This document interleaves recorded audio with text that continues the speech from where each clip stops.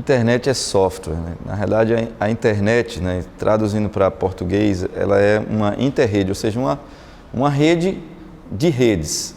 Então, o conceito foi um conceito genial, concebido nos Estados Unidos, num projeto que foi uma encomenda do governo americano para resolver o seguinte problema.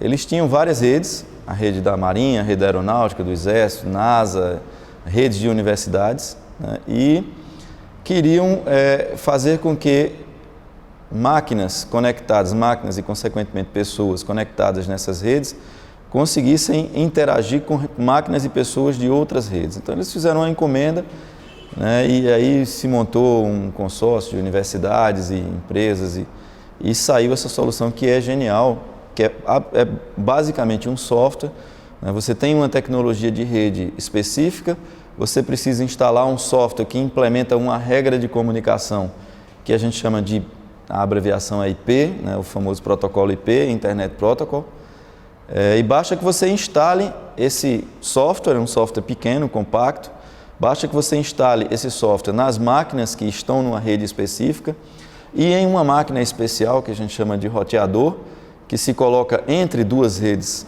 distintas. Essas duas redes formam então uma unidade, uma interrede, né, que é uma conexão de várias redes. E esse modelo, dada a sua simplicidade, ele é escalável, essa interrede cresceu de maneira incontrolada, quer dizer, acabou que ninguém controlou o crescimento desse negócio, porque é muito simples de você, né, entrar na rede, fazer parte da internet. Basta instalar esse protocolo foi concebido de maneira aberta, se criou uma estrutura para viabilizar o projeto, a especificação, a padronização desses softwares que fazem a internet funcionar, e tudo foi feito em universidades, com código aberto, com implementações de referência abertas, e aí a coisa espalhou feito fogo, quer dizer, rapidamente, inúmeras redes no mundo todo se agregaram e a gente tem hoje uma rede que conecta equipamentos, aí, bilhões, trilhões de equipamentos em todo o planeta, na verdade, até em outros planetas, né?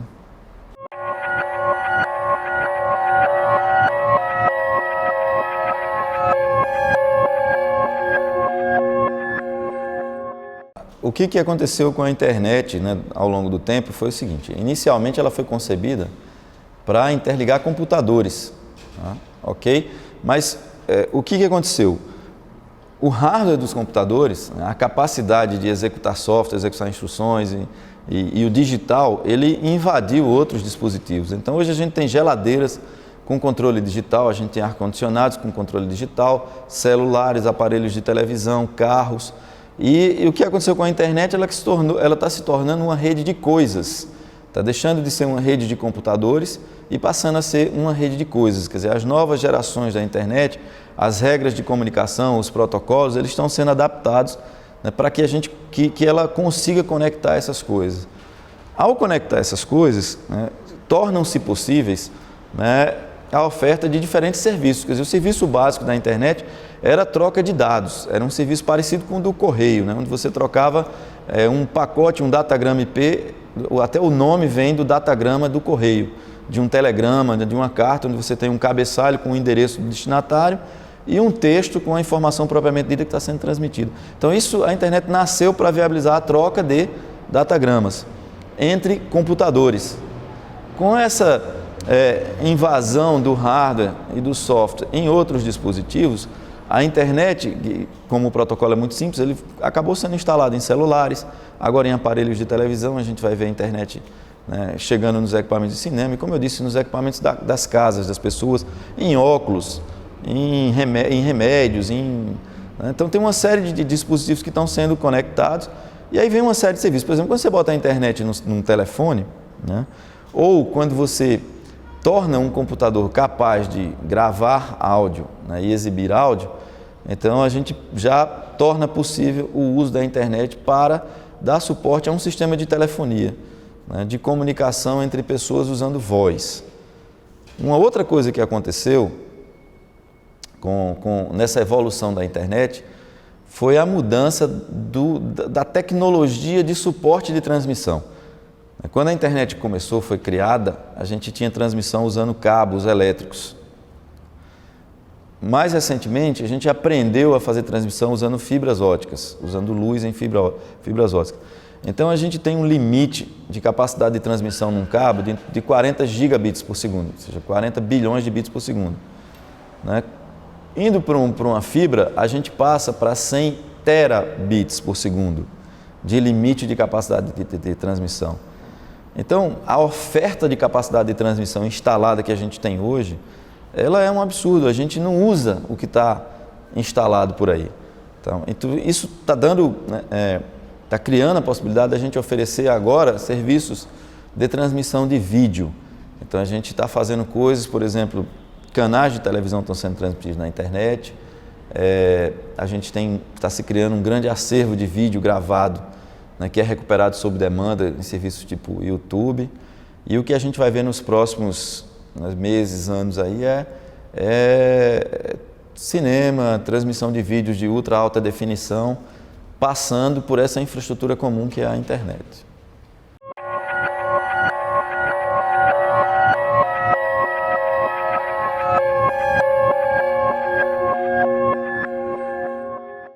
Olha, a minha visão dessa iniciativa do governo, ela vem do seguinte: a gente teve um processo de privatização dos serviços de telecomunicações no Brasil meio atrapalhado, vamos chamar assim, para não entrar muito no mérito.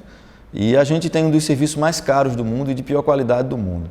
A gente paga mais caro por acesso à internet que os japoneses, que os americanos, que os europeus, e o nosso serviço é centenas de vezes, né, a nossa banda, a banda que está disponível aqui em média para as pessoas, é centenas de vezes menor do que a deles. Então, aí começaram a surgir iniciativas do tipo, por exemplo, do governo do Ceará. O governador Cid Gomes lá, ele montou uma infraestrutura de rede, né, que cobre, são quase 800 quilômetros, ou são mais de 800 quilômetros de fibra, atingindo aí mais de 85%, quase 90% da população do Ceará, com uma oferta pública de acesso à internet.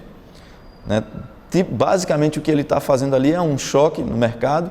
Quer dizer, se a iniciativa privada não quer atender uma cidade no interior do Ceará com oferta de banda, então o governo foi lá, fez uma intervenção e criou essa oferta de banda. E vamos ver o que vai acontecer no Ceará em termos de preço, porque a ideia o governo é muito bom para criar a infraestrutura, mas depois para operar um serviço 24/7 não é, né, troca de governador e não sei o que, então as coisas, então está se tentando definir lá uma parceria público-privada. O que eu acho que logo na entrada do governo Dilma, o que aconteceu foi o seguinte: nós tínhamos um problema, quer dizer, as operadoras privadas não têm interesse econômico de ir para as cidades pequenas. Então o governo, né, criou, assim, deu um gás ali na Telebrás e acenou com a possibilidade de fazer alguma coisa parecida com o que aconteceu no Ceará. E, obviamente, que a iniciativa privada reagiu no primeiro momento e disse que ela ia oferecer, num preço acessível, em cidades pequenas, né, a internet para as pessoas. Bom, vamos ver o que vai acontecer, se vai realmente precisar do governo fazer isso ou se a iniciativa privada vai fazer. Agora, o fato é que a gente tem que caminhar para um cenário, né, a primeira vez que eu escutei esse termo, né, essa colocação sobre a internet, foi no Ceará. O professor Fernando Carvalho, que coordena o projeto lá da rede de alta velocidade do Ceará, numa palestra que eu fui lá falar sobre televisão digital, na verdade eu fui convidado pelo governador do Ceará para falar sobre televisão digital como um dos possíveis usos dessa infraestrutura. E aí Fernando me fez uma pergunta que foi a seguinte: ele me perguntou, num cenário de banda infinita, oferta infinita de banda passante, o que você acha que vai acontecer, né, com telecomunicações, com comunicação? Então eu fiquei pensando, banda infinita, né? Hoje, para a gente ter em casa 1 mega, 2 mega, 10 mega, você tem que pagar muito caro, às vezes você pede, na sua casa não tem, não sei como é que a gente vai ter banda infinita na casa das pessoas. Mas realmente, parando para pensar, a gente tem uma oferta teoricamente infinita de energia, de água, ou seja, se na minha casa eu preciso de energia porque eu comprei um ar-condicionado, eu não tenho que avisar a Energisa, não, eu simplesmente ligo e tenho a energia que eu preciso. Então a gente tem que vislumbrar para o futuro esse cenário, um cenário onde a oferta de capacidade de transmissão, né, de dados na internet, ela vai ser infinita no sentido de que eu vou ter o que eu preciso e a um preço razoável. Quer dizer, como a gente vai construir isso no Brasil, a gente vai observar nos próximos anos. Eu sinceramente acredito que sem uma intervenção pública, isso não vai acontecer, principalmente no interior, nas cidades pequenas.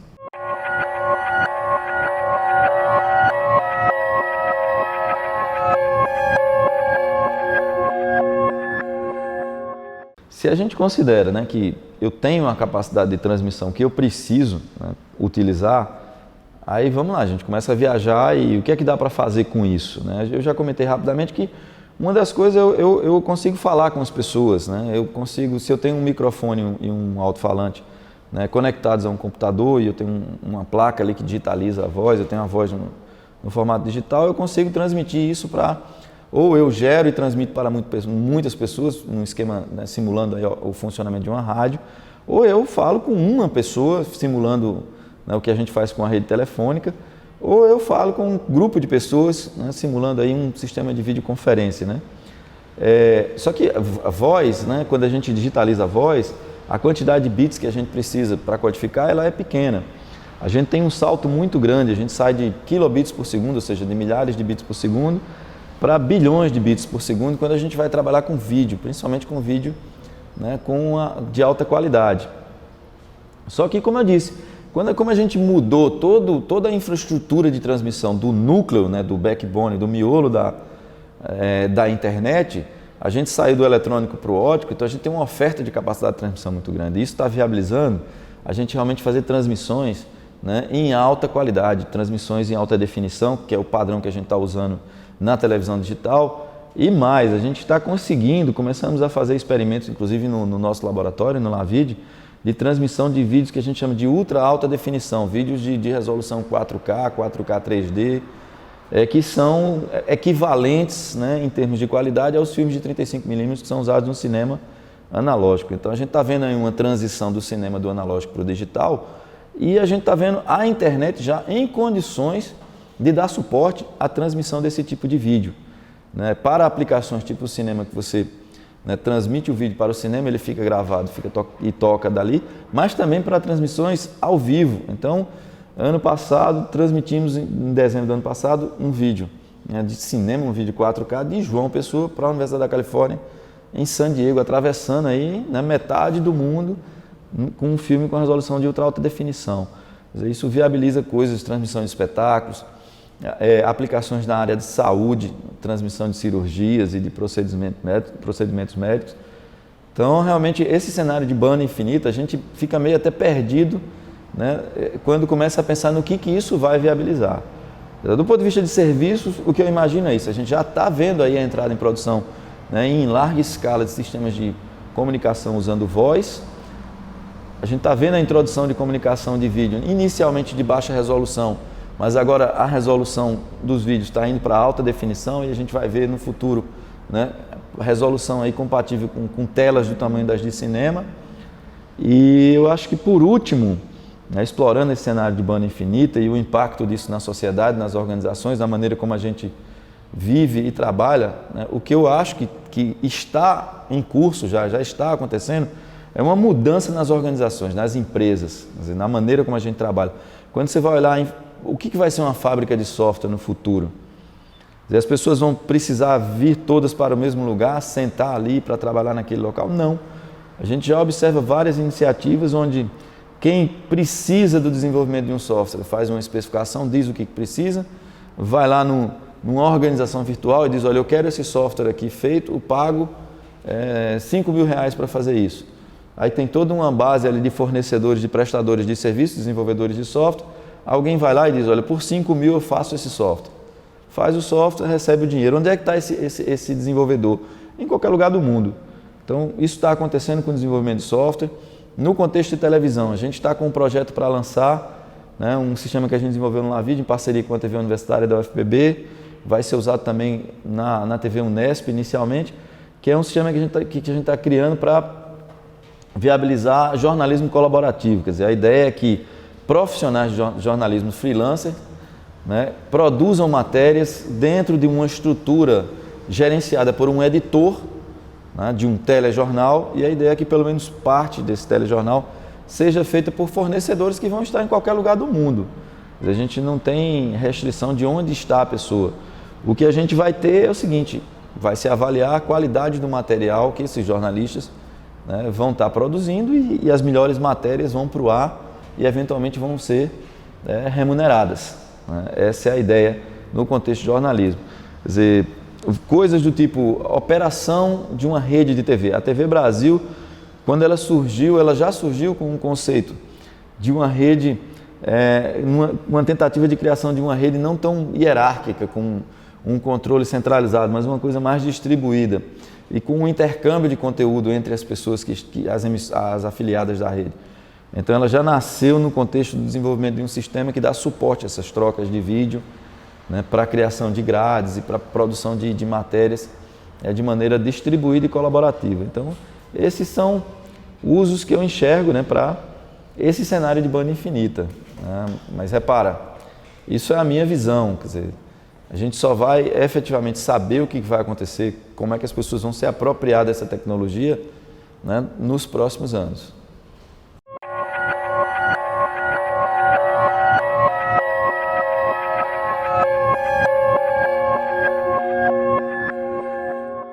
É o seguinte, essa questão da televisão digital no Brasil, a gente tem um projeto, começou com desenvolvimento tecnológico, parte desse desenvolvimento é nacional. Na partida, desde a concepção do Ginga, a integração com a internet e com essa infraestrutura de transmissão que eu coloquei, que tem capacidade para distribuir vídeos de alta definição, né, via internet e isso chegar no receptor de TV, na partida, na concepção do Ginga, isso já estava presente. Quer dizer, na UFPB a gente elaborou 5 patentes. Uma das patentes é uma patente que a gente chama de terminal híbrido, que é um terminal que recebe vídeo pela antena de TV e recebe o vídeo principal também pela internet numa infraestrutura de transmissão que a gente chama de IPTV, ou seja, transmissão de vídeo de alta definição em cima de datagramas IP, né, de pacotes IP. Então isso já está no nascimento do Ginga. Antes dele saber que ele era Ginga, já existia essa patente da UFPB pensando nesse tipo de integração.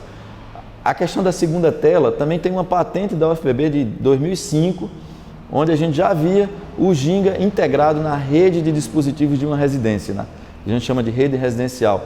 Naquela época estavam surgindo ali os protocolos, as regras de comunicação, a infraestrutura de redes residenciais, e a gente, se você for ler as patentes lá do Ginga, você vai ver que já tinha, né, uma patente pensando no uso com uma segunda tela para você tirar a interatividade eventualmente da tela da TV, por exemplo, num jogo de futebol.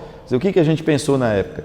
Televisão é uma experiência coletiva, você tem 2, 3, 4, 5 pessoas assistindo a TV e não necessariamente os 5 vão estar interagindo com a aplicação, né, com o software. Então, eventualmente, a gente já naquela época pensava de tirar a interface do software para um dispositivo complementar, para um telefone celular, um smartphone, um tablet, até um notebook, um dispositivo complementar que tivesse interligado com a TV pela rede residencial, seja ela sem fio, com tecnologias Bluetooth, Wi-Fi, ou seja, PLC, pela a própria tomada de energia elétrica. Então o Ginga, desde a concepção dele, ele já previa isso. Se a gente tivesse tido, inclusive, né, mais competência na parte de proteção de propriedade intelectual, a UFPB podia estar recebendo hoje milhões de reais de royalties por conta dessas patentes de terminal híbrido e de segunda tela. Aqui no Brasil, todos vão usar nos próximos anos e a gente tem as patentes. Bom, então voltando. A questão de popularização do Ginga, eu acho que a gente, assim, nós que trabalhamos desde o começo nisso, na concepção, sonhamos com a coisa, a gente fica meio ansioso. Mas se a gente olhar o tempo realmente de amadurecimento, tem a concepção, tem a criação, aí tem a prototipação, as provas de conceito, depois tem o desenvolvimento industrial e depois tem o deployment, quer dizer, a entrega para a sociedade. Isso leva realmente um tempo. Então a gente está falando aqui do Ginga, os projetos do Ginga são de 2005, 2006, 2007, saíram os primeiros padrões e a gente está em 2012, 5 anos, quer dizer, não tem nada atrasado. É um processo natural. Agora, é uma coisa muito delicada, quer dizer, sair uma tecnologia de dentro de uma universidade brasileira, chegar na casa de milhões de brasileiros, isso é inédito no Brasil, isso não existe, não tem nenhum precedente. Então, é um caminho assim, delicado, complexo. Agora, a gente chegou num ponto, né, que o Ginga precisava de um fôlego, e eu acho que esse fôlego o governo brasileiro deu, né? O governo agora definiu que os fabricantes de receptores de TV que quiserem usar incentivos fiscais para produzir seus equipamentos, eles precisam a partir do ano que vem, embarcar, ou seja, instalar o Ginga na fábrica em pelo menos 75% dos dispositivos. E aí isso realmente vai dar a escala necessária, compatível para o sistema de TV. Porque hoje a gente tem 3, 4 milhões de receptores de TV com o Ginga instalado. No universo de 90 milhões de receptores de TV. Então, as pessoas que fazem TV, elas fazem comunicação de massa. Então, ninguém vai fazer uma coisa para 1% da população, para 2% da população, em detrimento de 97%, 98%. Com essa iniciativa do governo, a partir do ano que vem, eu acredito que muito rapidamente os fabricantes vão embarcar o Ginga em 100%, 95% e 100% dos equipamentos, porque o custo de embarcar é um software. Então, no começo você tem um custo de engenharia, não sei o quê, mas depois isso se dilui e vira uma commodity, vai para todos os receptores. E aí a gente vai ver, 2013 a gente vai ter aí entrada de 10, 15 milhões de receptores com Ginga. 2014 mais 10, 20, 30, 15 milhões. Então, em 2014 a gente vai ter 30, 40 milhões de receptores, num cenário, né, otimista. Em 2015, aí a gente vai ter aí certamente 40, 50 milhões de receptores. Aí, no universo de 90 milhões, quem faz televisão vai dizer, bom, peraí, eu já tenho 50% da população em condições de receber um software, né, uma aplicação Ginga que eu vou transmitir. Aí eu acredito que a coisa vai acontecer. Mas é o timing, entendeu? É o timing natural de uma tecnologia que sai de um laboratório para ir para a casa das pessoas. Tem todo um ciclo, né, de P&D, depois de desenvolvimento industrial e depois de distribuição dessa tecnologia para a população, até uma alfabetização digital das pessoas. As pessoas precisam entender que isso existe, como é que usa, que tipo de serviço vai ser prestado.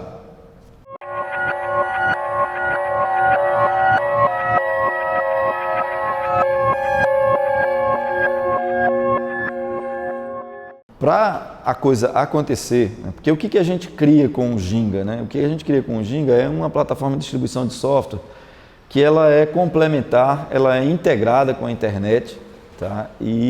Mas ela é diferente. Com a internet foi pensada para comunicação um para um, de uma pessoa que está usando um computador, mandar um telegrama, um datagrama para uma outra pessoa que está usando um computador.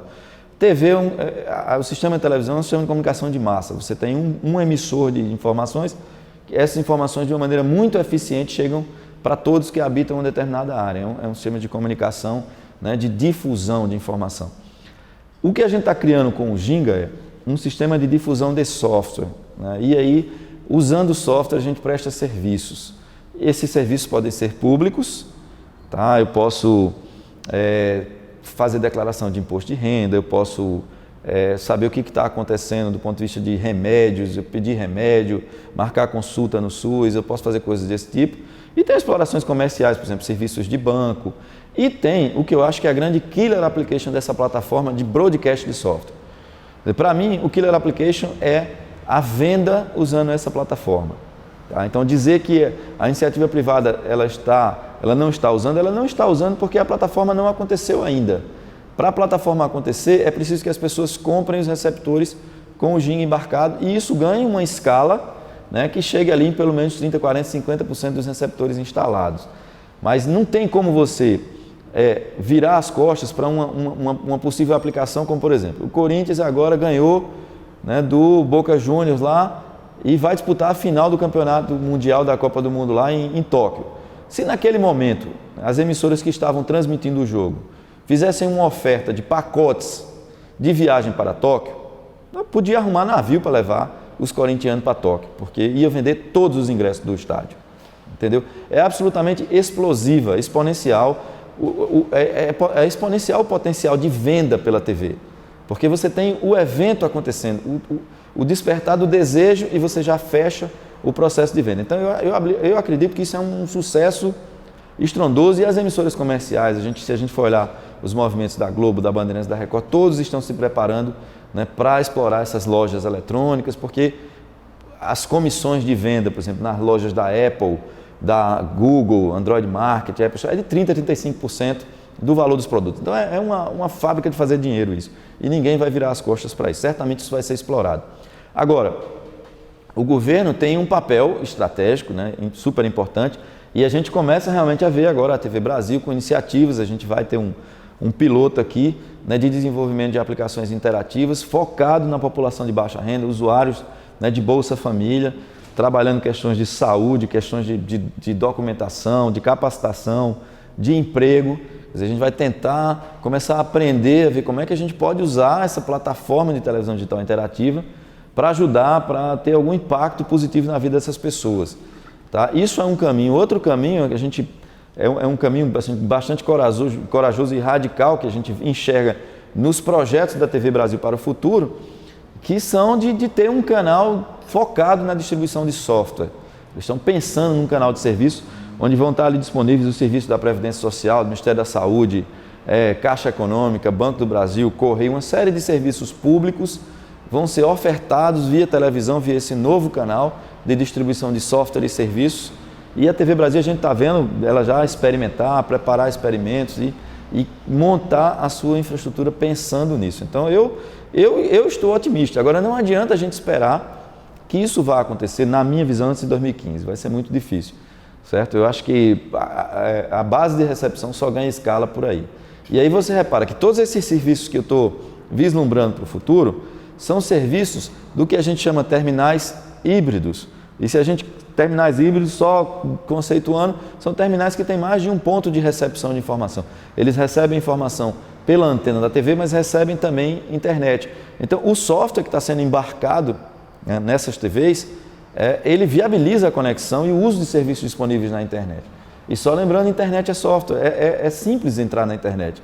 Basta instalar um aplicativo que tem aí 100K, 200K, que é o protocolo IP, e configurar um endereço IP naquele dispositivo e você está na internet. Então, você vai poder, né, entrar na internet em sua televisão, né, no futuro próximo, porque praticamente todos os dispositivos de TV que vão ser fabricados a partir desse ano, a grande maioria deles já vem fisicamente com uma interface de rede que você vai poder conectar numa rede da operadora de telefonia, uma rede pública, seja lá o que for, tá? E ou vem com um protocolo IP já instalado, ou, eventualmente, a minha expectativa também é que no futuro a gente possa instalar coisas em nossas TVs do jeito que a gente faz em nossos computadores. E o que vai acontecer, como eu disse desde o início, a internet é uma rede de redes.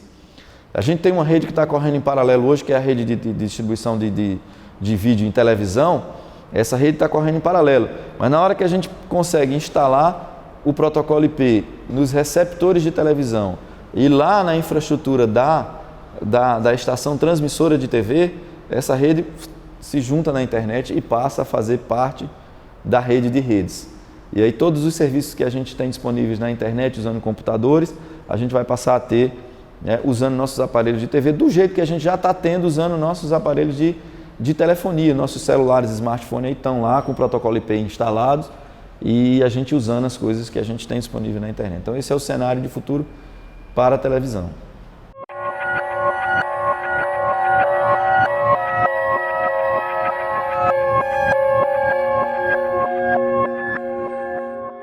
Como eu disse, para mim é o seguinte, a gente tem um grande potencial em termos de capacidade de transmissão para explorar, que se deu por conta dessa mudança recente do paradigma, né, tecnológico da eletrônica para a ótica. Então a gente tem um ganho aí a gente sai de coisas que estão na faixa de mega para a faixa de tera, ou seja, de mega você tem giga e tera. Você multiplica por 1 milhão a capacidade de transmissão, né, nas vias principais aí de escoamento de informação. E aí, como eu disse, isso viabilizou. Por outro lado, a gente tem uma queda e uma miniaturização no hardware, que é o miolo ali dos computadores, processadores, memórias, que estão sendo embarcados em praticamente tudo. Então, num cenário de curto, médio prazo, a gente vai ter óculos com eletrônica embarcada, com infraestrutura de comunicação, e você instala ali o softwarezinho que é o IP, esse cara consegue trocar informações com outras coisas que vão estar. Então vai estar no óculos, vai estar no relógio, vai estar nos nossos aparelhos de TV. Então, o que a gente está criando para o futuro, né, é uma infraestrutura onde, como você colocou, no computador eu tenho uma quantidade de horas limitadas e eu tenho um uso muito específico. As pessoas mais velhas, elas usam o computador para trabalhar, né, e, mais recentemente, para se comunicar. Mas uma coisa mais formal. Quer dizer, o uso mais informal, ele é mais recente. Agora, a geração que vem por aí, as gerações que vêm por aí, elas usam, né, para se divertir, para jogar, para brincar. Então as crianças que vêm aí, elas usam para isso, então elas já estão mais acostumadas à coisa do lazer usando os computadores. O que vai acontecer é que tudo está virando computador, né? No sentido de computador ser uma máquina que tem um processador, uma memória e dispositivos de entrada e saída, interfaces de entrada e saída que permitem que eles se comuniquem com outros, ok? E aí essa comunicação, a grande sacada da internet e o sucesso dela se dá porque para você entrar na internet é absolutamente trivial, é você instalar um softwarezinho, configurar o seu endereço IP, montar a sua rede local que você administre da maneira como você quiser, coloca um roteador que conecta a sua rede no restante das redes, define uma política de troca de informação ali e está na internet. É completamente descentralizada, a administração, tudo é descentralizado, por isso que ela escala, por isso que toda hora está entrando coisa nova. A entrada da TV ela tem um impacto importante porque a gente tem várias residências no Brasil, né, que tem TV e não tem computador, e tem um outro dado que as pessoas ficam 5 horas e meia, em média, assistindo TV. Então, se você está assistindo TV num dispositivo que agora está conectado na internet, quer dizer, o que você vai fazer, o modo de uso, a maneira como você vai explorar e os modelos de negócio que são consequência disso, né, para a televisão, eles sofrem uma mudança radical também. Porque, repara, se eu estou na TV analógica, eu tenho uma oferta de 5, 6, 10, 15, 20 canais no máximo, né, no meu aparelho. Aí, mudei para digital. Ok, aumenta um pouco essa oferta, mas não é uma coisa muito radical. Agora, quando eu, por exemplo, pego uma TV paga, conecto lá com infraestrutura TV paga, eu já tenho 100, 150 canais. Aí até a interface, a maneira como você recupera, descobre onde estão as informações, ela muda. Eu saio de um controle remoto que eu fico zapeando, numa TV a cabo onde eu tenho 100, 150 canais, eu já preciso de um guia de programação, onde eu procuro as coisas. Aí na hora que a gente bota, né, que a TV se torna um terminal híbrido e eu conecto ela na internet, quantos canais eu tenho? A última vez que a gente fez uma contagem lá no Lavide, isso tem mais de 5 anos, a gente achou 15 mil canais, 18 mil canais, uma coisa assim. Ou seja, um canal mais parecido com TV, uma coisa que tem um fluxo ao vivo, que é definido por um grupo de pessoas, no sentido mais, né, convencional de canal. E quando a gente vai para vídeo sob demanda, aí o que acontece? A gente vai enfrentar um problema que no passado a gente enfrentou para texto na internet, a gente tinha um problema que a gente chamava de loss in hyperspace, ou seja, perdido no hiperespaço, onde aí tem uma analogia de hiperespaço aí informacional, e você entrava ali e você não acha as coisas que você quer, não tinha como achar. Quem resolveu o problema loss in hyperspace? A Google, que vale 150 bilhões de dólares hoje.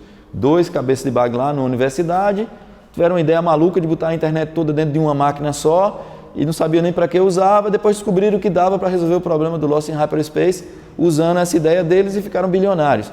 A gente está criando um cenário de Loss in Media Space, porque a gente não é capaz hoje de achar nem as fotografias que a gente bate na nossa máquina digital. Entendeu? A gente não consegue achar, a gente bateu uma foto de não sei o que, depois a gente quer onde foi parar esse negócio, está no CD, está no CD, ninguém acha mais nada. Então a gente tem um problema aí bilionário para resolver que é o Loss in Media Space e a própria, assim, o uso do aparelho de TV ali, que é a melhor tela da casa, ele muda radicalmente, porque não necessariamente eu vou estar preso nos canais de TV tradicionais. Certo? Eu posso agora ir para qualquer lugar do mundo assistir uma TV da Rússia, uma TV árabe, japonesa, eu vou para onde eu quiser agora, eu não estou preso pela questão da propagação do sinal das pessoas que têm concessão de propagar aquele sinal na determinada área, que é o modelo típico de TV. Então, vem uma mudança radical de uso, né, e inclusive de modelo de negócio. Quer dizer, a TV vai acabar? Não vai acabar, ela vai mudar. Tá? Com a junção com a internet. Porque a internet, quando bate em qualquer coisa, ela muda essa coisa. E a maneira como as pessoas usam e os negócios que vão ser consequência, eles vão mudar. Tá? Agora, realmente vai se tornar uma coisa ubíqua. A gente vai acessar em todo lugar. Então, eu sentei para assistir TV, que é uma coisa que os brasileiros fazem em média durante 5 horas e meia por dia, eu vou ter a possibilidade de acessar serviços outros, além dos que são oferecidos pela TV convencional.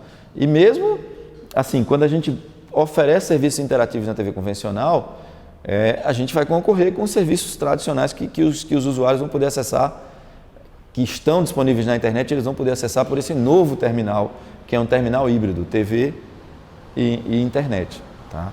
Agora, o potencial de fazer broadcast de software, que a infraestrutura, a plataforma de TV, ela viabiliza com interatividade, ele não tem equivalente na internet. Fazer broadcast na internet é caro do ponto de vista tecnológico.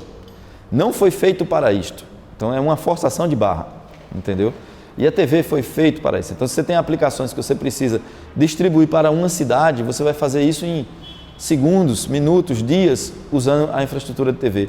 Na internet, você instalar o mesmo software em todos os equipamentos que estão numa cidade, demora um tempo infinito. Você não consegue fazer isso. A não ser que seja o software, seja o bicho papão aí, porque as pessoas têm que descobrir que esse software existe, baixar e instalar. Na TV não. Conectou no canal, o software entra e puff, instala e começa a rodar. Então é diferente.